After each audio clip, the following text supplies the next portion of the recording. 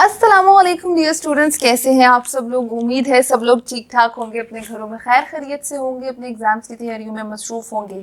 मैं आज आप लोगों के साथ आपके जो दूसरा पेपर है कंप्यूटर साइंसेस का, उसके हवाले से कुछ इंपॉर्टेंट शॉर्ट क्वेश्चंस बताने वाली हूँ। शॉर्ट क्वेश्चंस तमाम तर मैं आपको चैप्टर वाइज बताऊंगी, सारे नहीं बोलूंगी, चंद एक बोलूंगी, बाकी आप लोग अपनी स्क्रीन पे जो है वो चेकआउट कर सकते हैं।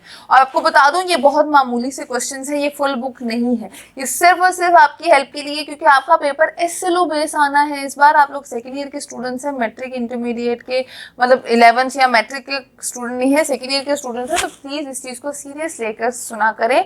आगे से ये ना कहा करें कि जी मिस ये तो फुल बुक की बताती, फुल बुक ही पढ़ने थे। मैं ऐसा बिल्कुल नहीं कहती कि आप फुल बुक पढ़े। ये बेसिकली क्वेश्चंस आप लोगों के लिए बनाए जाते हैं, डिजाइन किए जाते हैं, ताकि आप लोगों को पता चल सके कि आखिर एसएलओ बेस में knowledge base, understanding base, application base, तीनों टाइप के क्वेश्चंस आने हैं तो वो किस हिसाब से आने हैं। अच्छा, मैं फुल स्क्रीन पे चंद एक बोलूंगी, बाकी आप लोग अपनी स्क्रीन पे जो है वो देख सकते हैं। टाइम शॉर्टेज की वजह से मैं ईच एंड एवरी क्वेश्चन नहीं बोल पाऊंगी, ठीक है। So let's begin the video. तो नंबर 1 चैप्टर जो है आप लोगों का, उसके इंपॉर्टेंट आप लोग स्क्रीन पे देख सकते हैं। 11 के करीब क्वेश्चन है, जिसमें से नंबर 1 पे है difference between data and information.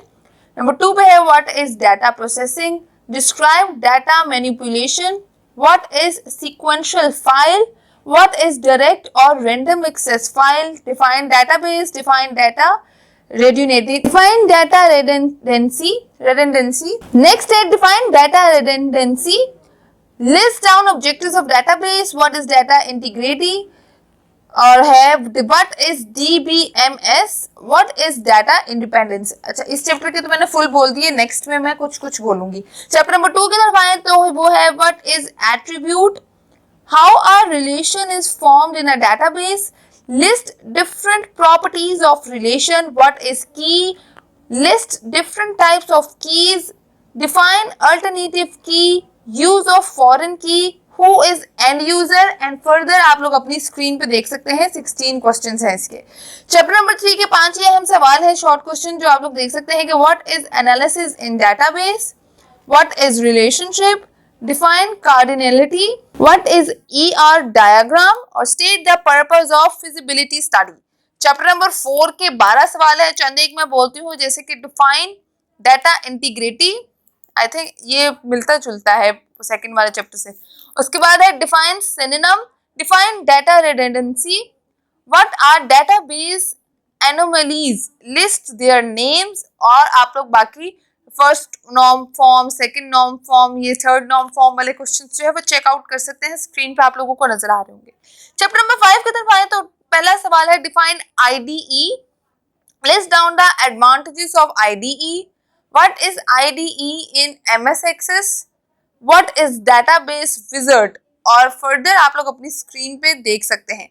फिर चैप्टर नंबर 6 के भी 11 के करीब छोटे छोटे से इंपॉर्टेंट 3 शॉर्ट क्वेश्चन है। नंबर 1 पे है name 2 table view available in MS Access, write 2 types of field use in MS Access, define the term cardinality of relation, define the term table in database. Further आप लोग अपनी screen पे जो है वो देख सकते हैं। चैप्टर नंबर 7 की तरफ आए तो 9 के करीब इंपॉर्टेंट शॉर्ट क्वेश्चंस है।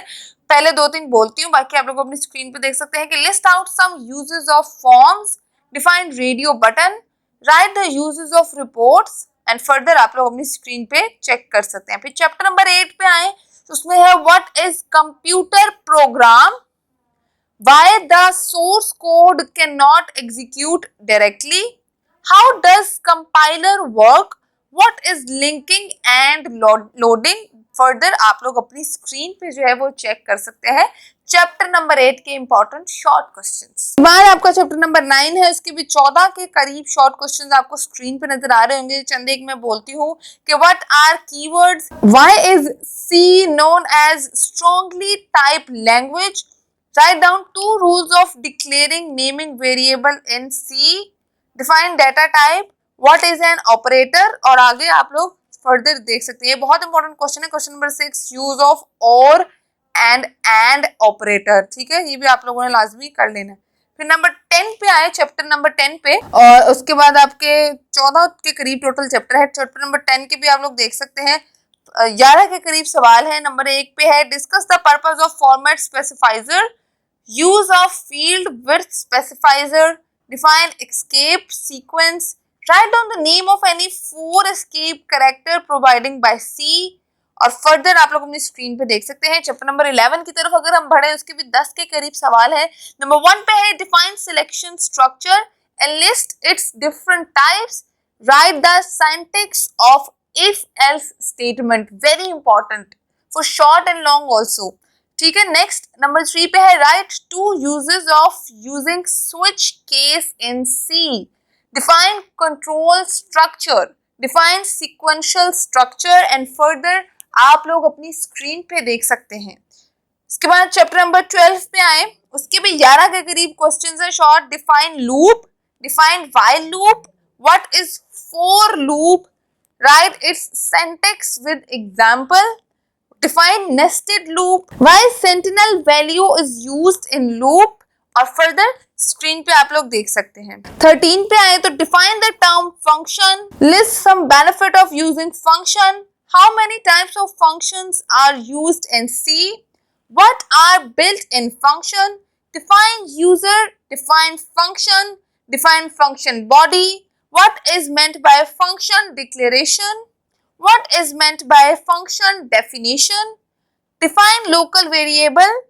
इसमें आपको 20 के करीब इस चैप्टर में से सवाल नजर आएंगे, बाकी आप लोग अपनी स्क्रीन पे देख सकते हैं। Chapter number 13 is very important for short questions, so do not skip any question, ठीक है, सारे पढ़ लीजिएगा। फिर चैप्टर नंबर 14 आपका लास्ट चैप्टर है। इसमें कौन कौन से इंपॉर्टेंट है कि what is binary stream, what is text file, write a use of new link marker, how is a file closed, define EOF marker, compare binary and text stream। Further आप लोग अपनी स्क्रीन पे जो है वो देख सकते हैं, आपको भी नजर आ रहा होगा। लास्टली आपको पेज के एंड पे नोट नजर आ रहा है कि चैप्टर नंबर 11 और 12 जो है वो एरर्स और आउटपुट क्वेश्चंस में से भी आ सकता है, तो वो कुछ अनसीन भी हो सकते हैं। कुछ कंसेप्शनल प्रिपरेशन आप लोग अपनी करके जाइएगा, ठीक है। और इस हिसाब से आपके कंप्यूटर साइंसेस के इंपॉर्टेंट शॉर्ट क्वेश्चंस बनेंगे। कंप्यूटर साइंसेस आईसीएस वाले पढ़ते हैं, तीनों आईसीएस वाले पढ़ते हैं, ICS in physics, ICS in statistics, ICS in economics, तीनों वाले पढ़ते हैं। तो अच्छे तरीके से तैयारी कीजिएगा ताकि आप लोगों का पेपर अच्छा तरीके से हो सके, अच्छे मार्क्स लाइएगा। कंप्यूटर का बहुत स्कोप है आगे, अगर आपको कंप्यूटर नहीं आता तो कुछ भी नहीं आता, याद रखिएगा। डिजिटल प्लेटफॉर्म है, हर जगह डिजिटलाइजेशन हो चुकी हुई है, तो अच्छे से पेपर्स दीजिएगा। मुझे भी फिलहाल के लिए दे इजाज़त, अल्लाह आप लोगों को कामयाब करे। अपना बहुत सारा ख्याल रखिएगा, मुझे भी दुआओं में याद रखिएगा। अल्लाह हाफ़िज़, अल्लाह ने के मान।